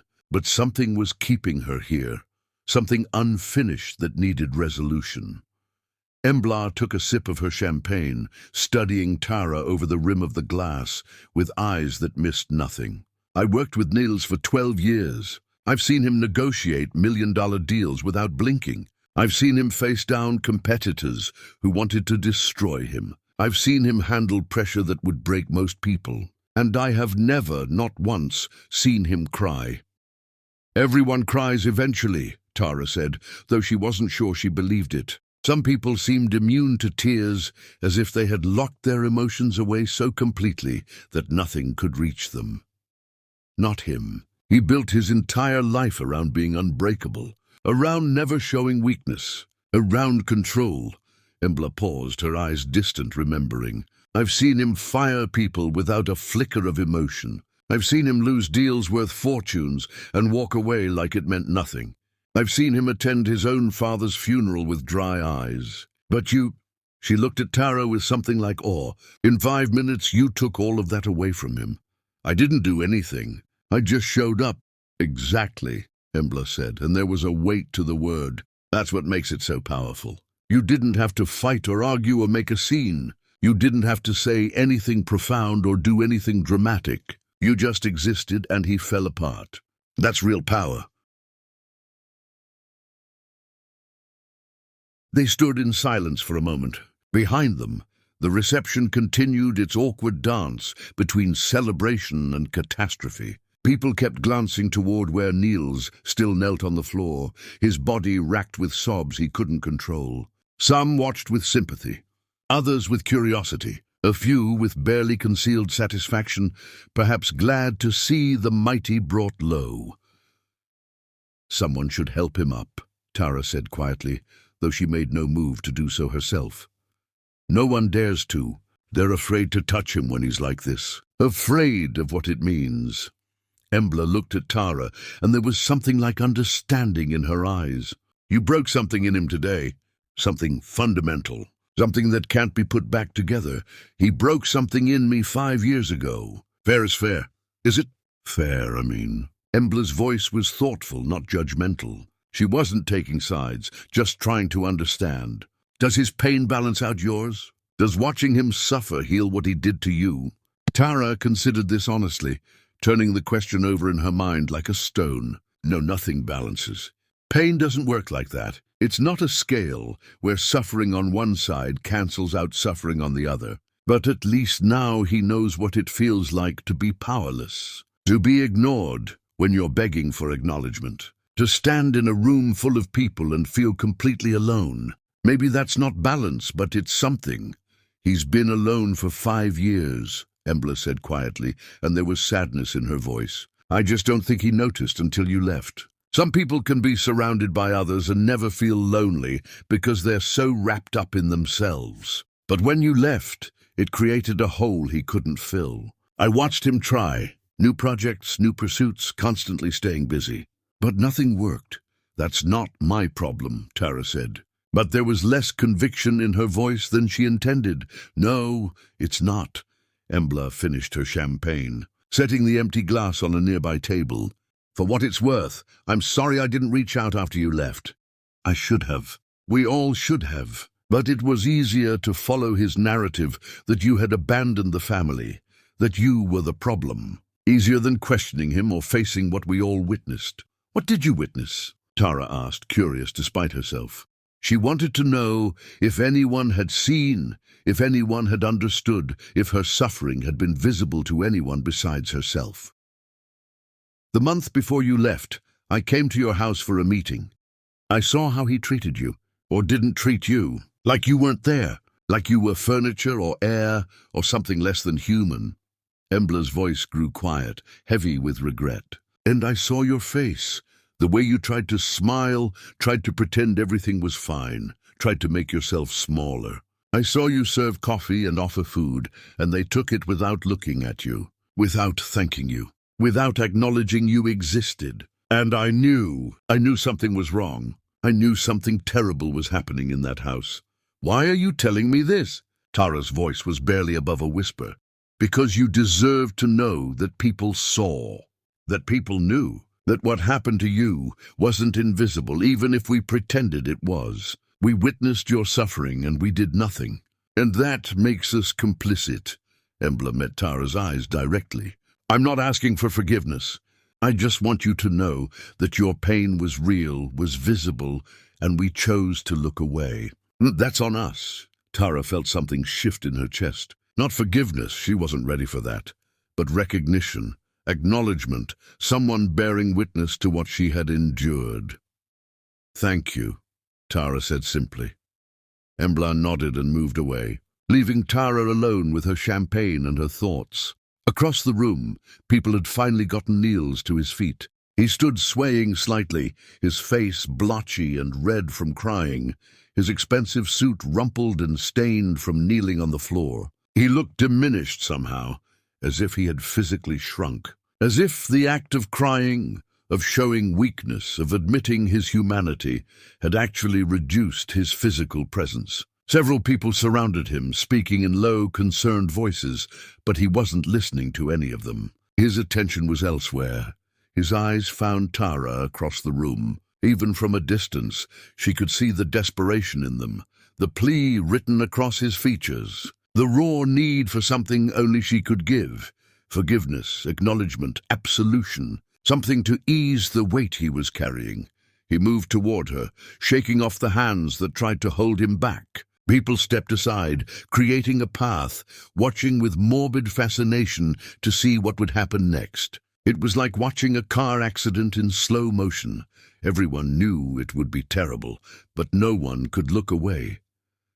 When he reached her, he didn't speak at first, just stood there, breathing hard, his chest heaving with barely controlled emotion. His hands opened and closed at his sides, as if he wanted to reach for her but didn't dare. As if he knew that any attempt to touch her would be rejected, and he couldn't bear another rejection.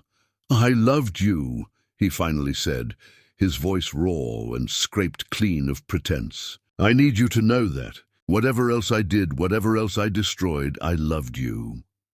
"Love doesn't erase cruelty," Tara replied, her voice steady despite the way her heart was pounding. "Love doesn't justify what you did. People use love as an excuse for all kinds of terrible things, but love without respect, without basic human decency, isn't love at all. It's just possession wearing love's mask. I know, but it's still true. I loved you, and I lost you, and I have no one to blame but myself." His voice cracked on the last word, and she could see him fighting to maintain composure, fighting and failing. "Then live with that," Tara said, and there was steel in her voice now. "The way I've had to live with it, the way I had to rebuild myself from nothing while you went on with your life. I can't." His voice broke completely. "I can't breathe without you. I can't sleep. I can't think. For 5 years, I've been walking around like a corpse, going through the motions, pretending I was fine. But I'm not fine. I'm dying, Tara. Every day without you is killing me. Every morning I wake up and remember you're gone, and it's like losing you all over again." "Good," she said again, and this time there was steel in her voice. "Die slowly. Die knowing what you destroyed. Die carrying the weight of your choices. Maybe then you'll understand what you put me through. Maybe then you'll grasp even a fraction of what it felt like to be erased by the people who were supposed to love you most." He reached for her. Not to grab, just to touch, his hand extending toward hers. She stepped back, putting distance between them. "Don't," she said. "Don't touch me. You lost that right." His hand dropped to his side. Tears streamed down his face, unchecked now, and he made no effort to hide them. Around them, guests had gone silent again, watching this intimate destruction play out in public. "I was a monster," Neil said. "I was a monster to you and to Zinnia, and I poisoned our home with my pride. I know this. I see it now. And if I could go back—" "But you can't," Tara interrupted. "You can't go back. None of us can. We can only live with what we've done and who we've become because of it." "Then tell me how to live with it," he begged. "Tell me how you survived. Tell me how to stop this pain." "I survived by leaving you," Tara said simply. "By removing myself from the source of my pain. By building a life that didn't include you. That's how I survived." The words hit him like physical blows. He stumbled backward, catching himself on a table edge. His whole body was shaking now, not just his hands. Tremors ran through him like earthquakes, visible to everyone watching. "I need you," he gasped. "I need you more than I ever admitted, more than I knew how to say. I was a fool. I was blind. I was He couldn't find words big enough for what he was trying to express. "You were the man who shut me out for a month," Tara said, her voice rising slightly. "The man who watched me beg and gave me nothing. The man who poisoned our daughter against me. The man who made me feel like I was less than nothing in my own home." With each accusation, Niels seemed to physically shrink. His shoulders curved inward, his head bowed. His breath came in ragged gasps. "Yes," he whispered. "Yes, all of that. I was all of that." "Then carry it," Tara said. "Carry what you did. Let it weigh you down. Let it break you. Because that's what it did to me, and I had to learn to live with it alone. Now you can do the same."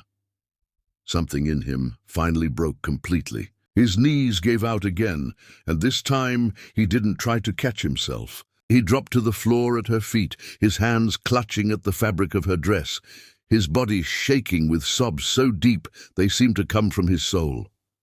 "Please," He wept. Please, Tara, please. I don't deserve forgiveness. I don't deserve your mercy. But I'm begging for it anyway. Forgive me, before this regret kills me. Before I die carrying this weight, please. The entire hall had gone silent. No music, no conversation. Just the sound of Niels Jensen, successful, powerful, untouchable Niels Jensen, sobbing on his knees at his ex-wife's feet. People stood frozen, witnessing something they had never expected to see. The man who never bent was broken. The man who never cried was drowning in his own tears. The man who controlled everything had lost all control. And through it all, Tara stood above him, her face calm, her eyes clear, her silence more powerful than any words could have been. She looked down at him, clutching her dress, his tears soaking into the wine-colored fabric, his pride shattered into as many pieces as the champagne glass had been. This was his reckoning. This was his payment. This was the cost of what he had done, coming due all at once. And still Tara did not kneel. She did not comfort. She did not give him the absolution he so desperately sought.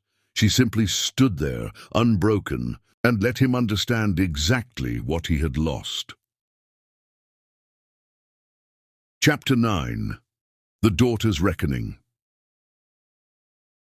Children inherit their parents' mistakes, but they don't have to inherit their pride. Zinnia appeared through the crowd like a storm breaking. She had removed her veil at some point, and her carefully styled hair was coming loose. Mascara streaked down her cheeks. She looked nothing like the composed bride who had walked down the aisle. She looked raw, real, broken in a way that makeup couldn't hide.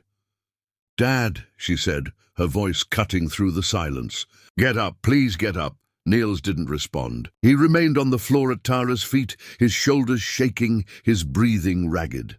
Zinnia moved closer, and Tara saw her daughter's face up close. The shame written there, the guilt, the desperate need to fix something she didn't know how to repair. Casper followed behind her, his hand on her shoulder, offering silent support. "Dad," Zinnia tried again. "You're making a scene. You need to let him stay down there," Tara said quietly. "Let him feel what it's like to be at someone's feet, begging for scraps." Zinnia flinched. "Mom, please. I know you're angry. I know we hurt you. But this," she gestured at Niels, "this isn't helping anyone." "It's not about helping," Tara replied. "It's about truth. And the truth is, your father is finally facing what he did. Let him face it. He's my father," Zinnia said, her voice breaking. "I can't just watch him fall apart like this." "Why not? You watched me fall apart. You both did. For 31 days, you watched me break a little more each day, and neither of you cared enough to stop it." The words hit Zinnia like a slap. She staggered back, Casper catching her before she stumbled. "You're right," Zinnia whispered. "You're absolutely right. We watched you suffer, and we did nothing. We were the worst versions of ourselves, and you paid the price. So why should I make this easier for you now?" "You shouldn't," Zinnia said, and there was steel in her voice now. "You shouldn't make anything easier for us. We don't deserve your kindness. We don't deserve your forgiveness. We don't deserve you at all." She turned to the crowd of watching guests. Her voice rose, loud and clear, making sure everyone could hear. "Look at us," she commanded. "All of you, look at what we did. My father and I, we destroyed the best person in our lives because we were too proud, too cruel, too blind to see what we had. We made her invisible in her own home. We shut her out until she had no choice but to leave. And then we spent 5 years pretending it wasn't our fault." Gasps rippled through the crowd. Casper looked shocked, as if this was the first time he was hearing the full story. Even Niels had raised his head to stare at his daughter. "But it was our fault," Zinnia continued. "Every second of her pain was our fault, and we have to live with that. We have to carry that weight. And maybe," her voice broke, "maybe we don't get redemption. Maybe we don't get a happy ending. Maybe we just get to understand what we destroyed and spend the rest of our lives regretting it." She turned back to Tara, and her face was streaked with tears and running makeup. I don't have the right to ask you for anything, but I'm going to ask anyway, because I'm still my father's daughter, and apparently we don't know when to stop." "Ask what?" Tara said. "Can you forgive me someday? Not today, not tomorrow, maybe not for years, but someday? Can you find it in yourself to let go of what we did to you?" Tara looked at her daughter, really looked at her, saw the woman Zinnia had become without her guidance, saw the regret, the shame, the desperate need for absolution, saw too the way Zinnia had grown, the maturity that came from facing hard truths. "I don't know," Tara said honestly. "I honestly don't know if I can forgive you. The wound is too deep, the pain too fresh, even after 5 years. You weren't just my daughter. You were my heart, and you broke it." Zinnia's face crumpled. She dropped to her knees beside her father, her white wedding dress spreading around her like a cloud. Both of them now on the floor, looking up at Tara. "I know," Zinnia sobbed.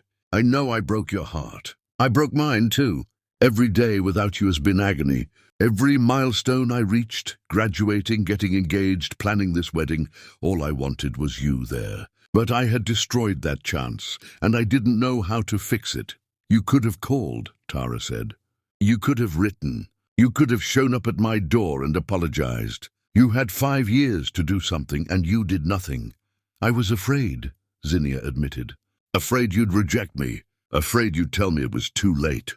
Afraid I'd have to face what I'd become. So I did nothing, which was worse than anything." Tara felt something crack in her chest. Not breaking, she'd been broken before, and this wasn't that. This was something thawing, something long frozen beginning to melt. "Stand up," she said softly. Zinnia looked up at her, confused. "What? Stand up? Both of you? Stop kneeling to me like I'm something I'm not." Neil struggled to his feet first, his movements unsteady. Zinnia rose more gracefully, though her dress was wrinkled and dirty now from the floor. They stood before Tara, and she saw them clearly, not as the people who had hurt her, but as broken people who had hurt themselves as much as they'd hurt her. "I'm not a saint," Tara said. "I'm not some perfect victim. I'm just a woman who survived what you did to me, and I'm tired of being strong. I'm tired of being unbreakable. I'm tired of pretending this doesn't hurt." She felt tears gathering in her eyes for the first time since arriving. She had held them back all day, refused to let them fall, used them as a weapon to show how unmoved she was. But now they came anyway, hot and unwelcome. "You broke me," she said, her voice shaking. "Both of you broke me so completely that I had to rebuild myself from nothing. And the woman I became, she's strong, yes, but she's also lonely. She's independent, yes, but she's also isolated. She survived, yes, but she hasn't really lived." "Mom," Zinnia whispered, reaching for her. Tara stepped back. "No, let me finish. I need to say this." She took a breath. "I don't know if I can forgive you. I don't know if I can let you back into my life. I don't know if I can risk being hurt like that again. But what I do know is that holding on to this anger is poisoning me just as much as your guilt is poisoning you." She looked between them, her daughter and her ex-husband. 2 people who had destroyed her. 2 people she had loved more than anything. 2 people who were drowning in their own regrets. "I can't give you absolution," Tara continued. "I can't tell you everything's okay because it's not. But maybe," she paused, the word heavy on her tongue, "maybe we can find a way forward that doesn't require me to pretend the past didn't happen, and doesn't require you to spend the rest of your lives drowning in guilt." "What does that look like?" Niels asked, his voice hoarse from crying. "I don't know yet. Maybe it looks like phone calls once a month. Maybe it looks like coffee occasionally. Maybe it looks like slowly, carefully rebuilding something that can never be what it was, but could be something new." "That's more than we deserve," Zinnia said. "Yes," Tara agreed. "It is, but maybe I'm not giving it because you deserve it. Maybe I'm giving it because I deserve peace. And I'll never have peace if I'm carrying this hatred forever." She reached out and touched Zinnia's face, her thumb wiping away a smudge of mascara. The gesture was almost automatic, motherhood reasserting itself despite everything. "You're my daughter," Tara said softly. And that has to mean something even when I wish it didn't, even when it hurts, even when I'm not sure I can do this. Zinnia grabbed Tara's hand and held it against her face, crying harder now. Thank you. Thank you, Mom. I'll spend the rest of my life making this up to you. No, Tara said firmly. Don't spend your life trying to make it up to me. Spend your life being better, being the person I always believed you could be. That's all I want. Around them, the guests had started to cry. Imbla was wiping her eyes. Caspar had tears streaming down his face. Even the servers looked emotional. Tara looked at Niels, who stood apart from their moment, respectful of the space between mother and daughter. His face was a mess, red, blotchy, aged beyond his years by grief. I can't give you what you want, she told him. I'm not your wife anymore. I'm not the woman who will come back and make your life whole again. That person is gone. I know, he said quietly. I know. But, Tara continued and saw hope flare in his eyes, I can give you closure. I can give you the knowledge that I'm moving forward, and maybe that will help you move forward too. Will you let me try? He asked. To make amends, to show you I've changed. Have you changed? Tara asked. Really? He considered this carefully. No, not really. I'm still proud, still stubborn, still the same flawed man who hurt you. But I see it now. I see what I am, and I'm trying to be better. That has to count for something. It counts, Tara said, but it doesn't fix anything. Change is action, not intention. Show me you've changed through what you do, not what you say. I will, he promised. I'll spend however long it takes. Tara didn't believe him, not entirely, but she could see he believed himself, and that was something. She looked at Zinnia, still holding her hand. You have a wedding to finish, guests to greet, a husband to dance with. Go be married, go be happy. And maybe someday, when enough time has passed, we'll figure out what comes next. Okay, Zinnia said. Okay. She hugged Tara suddenly, fiercely, desperately. Tara stood stiff for a moment, then slowly, carefully let her arms come up to hug her daughter back. It wasn't forgiveness. It wasn't reconciliation. It was just a moment, complicated and painful and real, between a mother and daughter who had lost each other and were taking the smallest step toward finding each other again. When they separated, Zinnia rejoined Caspar, who wrapped his arm around her protectively.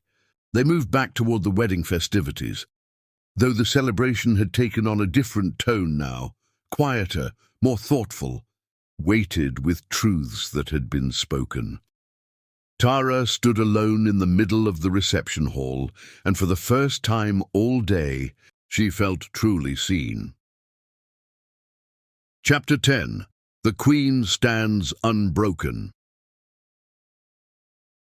Victory isn't always loud. Sometimes it's silent. Sometimes it's simply standing tall while everyone else falls apart. The evening light filtered through the tall windows, casting long shadows across the reception hall. Tara stood at the center of it all, not at the edges where she had tried to hide, but firmly in the middle of everything, and felt the weight of hundreds of eyes on her. She had not planned this moment, had not imagined it, but here it was, happening anyway, and she understood its significance even as she lived it. Niels stood a few feet away, his face still wet with tears, his expensive suit rumpled and stained. He had not moved since Zinnia left. He simply stood there, looking at Tara with an expression that held everything he couldn't say: regret, longing, understanding that he had lost something irreplaceable. "Thank you," he said finally, his voice barely audible. "For coming, for staying, for not destroying us when you had every right to." Tara looked at him, really looked at him, and saw not the man who had hurt her, but a man who had hurt himself just as badly. "I didn't come here to destroy you," she said. "I came to show you what survived your attempt to destroy me." He nodded slowly, understanding the distinction. "You're magnificent," he whispered. "You always were. I just forgot to see it." "No," Tara corrected gently. "You chose not to see it. That's different from forgetting. Forgetting is an accident. You made a choice." The words landed with the weight of truth. Neil's shoulders sagged further, but he didn't argue. Couldn't argue. She was right, and they both knew it. Embla approached, her sharp eyes softer than Tara had ever seen them. "I've worked in this world for a long time," she said, addressing Tara. "I've seen powerful people make moves, play games, crush opposition. But what you did today, standing here, saying nothing, letting your presence speak, that was the most powerful thing I've ever witnessed." "I just existed," Tara said simply. "Exactly. And your existence alone was enough to bring everything crashing down. That's real power." Around them, guests had begun to whisper again. Not cruel whispers, not gossiping ones, but words of understanding and recognition. Tara caught fragments. She walked away with, "Nothing. He never cried for anyone. 5 years she was. Gone. Look at her now. Look at him." The whispers created a chorus that told the story without Tara having to speak. They bore witness, they saw, they understood. Across the hall, Zinnia stood with Caspar, her hand in his, watching her mother with an expression of awe and regret mixed together. She had composed herself somewhat, wiped her face, fixed her hair, tried to restore some dignity to her appearance. But the wedding was forever changed. It would be remembered not for its elegance or celebration, but for this moment of reckoning. Tara knew she should leave, should make a graceful exit, should let them return to their festivities without her presence weighing everything down. But something held her there, not indecision but completion. She needed to see this through to the end. She walked slowly toward Niels. He watched her approach with a mixture of hope and fear. Uncertain what was coming, when she reached him, she spoke quietly for his ears only. "I want you to understand something. The woman you knew, the one who loved you, who served you, who tried everything to be enough, she died the day I walked out. And I mourned her. I grieved for who I used to be and who I could never be again." Nils' breath caught. Tears spilled down his face again, fresh and silent. But Tara continued, "Something new was born in her place. Someone stronger, someone who knows her worth, someone who will never again let anyone make her invisible." "I see that," Niels whispered. "I see her. I see you. Good. Remember what you see. Remember this feeling. Remember what it cost you to finally open your eyes. And maybe," she paused, considering her words carefully, "maybe it will make you better to whoever comes after me." "There won't be anyone after you," he said with certainty. "There might be. There should be. You're not meant to be alone for the rest of your life. But I am alone. I've been alone since you left. Having people around doesn't change that." Tara almost felt sympathy for him. Almost. Then learned to live with it. "I did." She turned to go, ready finally to make her exit. But Niels caught her hand, gently, asking permission rather than taking. She stopped, looking down at where his fingers touched hers. "Thank you," he said again, "for teaching me what I never understood. That love isn't about control or power or pride. It's about seeing someone fully and choosing them anyway. I never did that. I never chose you. I just expected you to be there." "Yes," Tara agreed. "You did. I'm sorry. I know it changes nothing, but I'm sorry." Tara pulled her hand free, but not harshly. "Good, be sorry. Let it teach you. Let it change you into someone who deserves the next person who trusts you." She walked away then, moving through the crowd toward the exit. People stepped aside, creating a path. Some nodded respectfully, some wiped their eyes. Some simply watched in silence as she passed. Near the door, Zinnia intercepted her. "You're leaving?" "Yes, I stayed long enough. Will I see you again?" Zinnia's voice was small, frightened. Tara reached out and tucked a loose strand of hair behind her daughter's ear, a gesture she had done 1,000 times when Zinnia was young.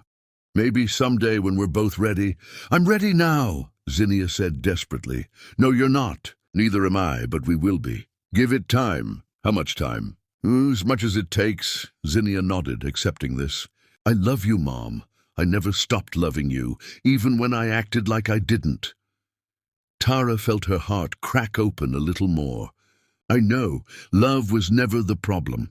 It was respect. It was basic human decency. Love without those things is just pain wearing a different name. I understand. I do now. Good. Be better for Casper than I was for your father. Break the cycle. I will. I promise. Tara touched her daughter's face one more time, then stepped outside into the cool evening air. Behind her, the sounds of the reception continued. Muted music, soft conversation, the life of a wedding carrying on. She had done what she came to do. She had shown them. She had made them see. But more importantly, she had proven to herself that she could walk into the place that had wounded her and emerge unscathed. She could face the people who had broken her and remain whole. She could stand in a room full of judgment and criticism and simply exist, powerful in her truth. As she walked toward her car, she heard footsteps behind her. She turned to see Embla, who had followed her out. "I just wanted to say," Embla began, "that in all my years, I've never seen anyone handle power the way you did in there. Most people wield it like a weapon. You wore it like dignity." "Thank you," Tara said. "He'll never recover from this. You know, Niels, he'll carry this until he dies. That's not my responsibility anymore." "No, it's not." Embla smiled sadly. "For what it's worth, I hope you find happiness. Real happiness, not just survival." "I'm working on it," Tara said.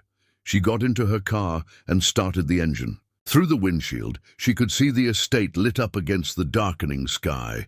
Beautiful, expensive, hollow. It had never been her world, not really. She had just lived in it for a while. As she drove away, she glanced in the rearview mirror one last time. The building grew smaller, the lights dimmer, until it disappeared entirely. And Tara Wash drove toward her small house with its postage-stamp garden and its zinnia flowers, toward the life she had built with her own hands, toward a future that belonged entirely to her. She had walked into the fire and emerged unburned. She had faced her destroyers and remained unbroken. She had stood in the center of judgment and remained calm. And in doing so, she had won a victory that had nothing to do with them and everything to do with herself. She had proven to them, to everyone watching, but most importantly to herself, that she was more than what they had tried to make her. More than invisible, more than discarded, more than broken. She was Tara Wash, survivor, garden grower, woman reborn, and that was enough. The end.